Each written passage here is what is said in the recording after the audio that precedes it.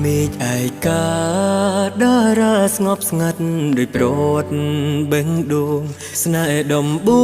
ងធ្វើឲ្យបេះដូងប្រែទុនជ្រាយបងព្រមឈឺចាប់ម្នាក់ឯងដើម្បីអូនរីករាយទួងព្រួតឆ្ងាយតែចិត្តមិនណាយពីស្រីមេឃនៅឆ្ងាយចង់ស្រ័យសន្យាមុនពេលត្រូវបែកព្រមថ្ងៃស្អែក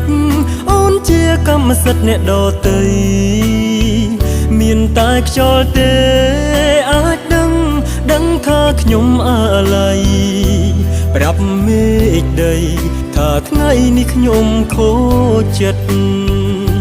មនុស្សដូចបងមិនយំ